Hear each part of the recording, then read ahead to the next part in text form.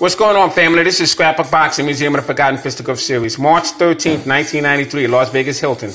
I had to call up and get my airline tickets and my room to make sure I did not miss that fight because I knew it was going to be an outstanding match between Michael Carbajal and Humberto Chiquita Gonzalez, two of the best Mexican fighters at that particular time. Michael Carbajal was born September 17, 1967 in Phoenix, Arizona. He stood 5 foot 5 inches and weighed 107 to 112 pounds. He was a junior flyweight and flyweight. He wound up becoming a bantamweight as well. He had total bouts of 53, 49 wins, 4 losses, 33 knockouts. He would participate in the 1986 National Golden Gloves, 1987 Pan American Games. He would win the silver medal. 1988 Olympic Games, silver medal in Seoul, Korea.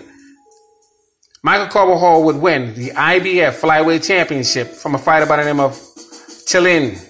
He was from Thailand, I should say. This is on ABC Sports. It was an awesome 7-round KO. He would KO Severino Perez as well on NBC Sports. He was a media darling. He was with Top Rank Boxing. And I remember Bob Arum on national television stating that he would make Michael Carbajal the first $1 million fighter in a lower weight division. And whatever we say about Bob Arum, in this particular situation, he kept his word. Because Michael Carbajal would be a media darling and he would earn $1 million within 2 fights. And the biggest fight we wanted to see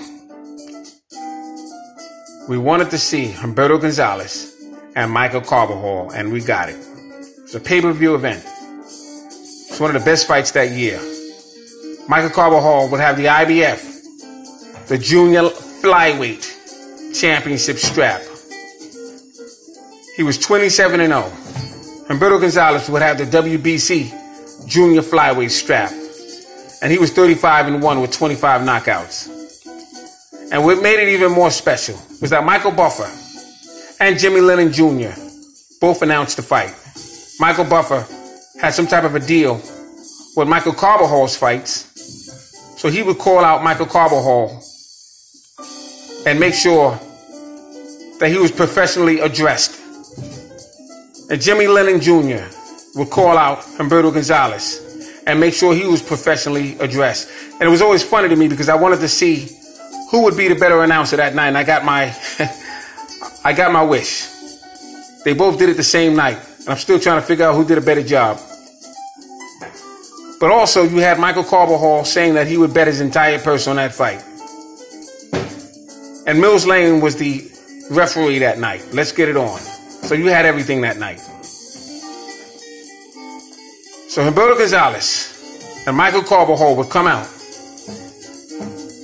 And they would do everything textbook. But in the second round, Humberto Gonzalez would drop Michael Carbajal. Beautiful straight left hand. Humberto Gonzalez was a southpaw. Now Michael Carbajal had some difficulties dealing with that for the first couple of rounds. And in the 5th round, Humberto Gonzalez would drop Michael Carbajal again. But this time he would be hurt. He would hold on to the ropes. He would get back and his brother Danny would tell him that you now have to fight inside. And that they did. And in the 7th round, Michael Carbajal, with a beautiful left hook, would knock out Humberto Chiquita Gonzalez. It was an outstanding fight. Now, I had stated that Johnny Tapia and Danny Ramiro was one of the best Mexican fights you could find. Well, Michael Carbajal and Humberto Gonzalez was equally as great.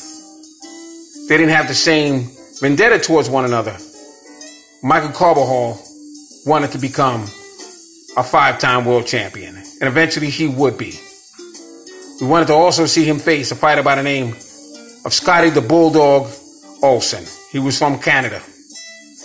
And although they didn't fight when they were in their prime, but they did wind up fighting, and he would knock out Scotty Olsen in the 11th round. I have Michael Carbajal ranked number 9 as the greatest Mexican fighter. I have him ahead of Johnny Tapia, who's ranked number 10. But I gotta tell you, these two fighters right here were the best in their weight divisions at that particular time. Salute to both fighters. And if you want to watch this fight, I would recommend Mosley's Boxing channel. That's where I watch all my boxing videos. Salute to my brother, Mosley's Boxing. Thanks for hanging in there with me.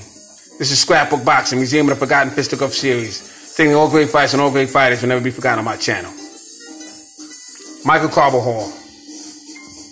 in 1999 to show you how good he was, would make a comeback, and he would knock out Jorge Arce in 11 rounds, and he would win back the WBO Junior Flyweight Championship in 1999, and he would become a 5-time world champion. Salute to Michael Carbajal, one of the greatest Mexican fighters of all times.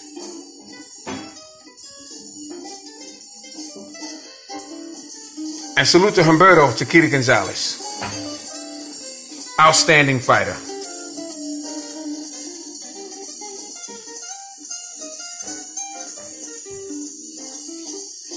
Thanks for hanging in there with me. And salute these two great Mexican fighters.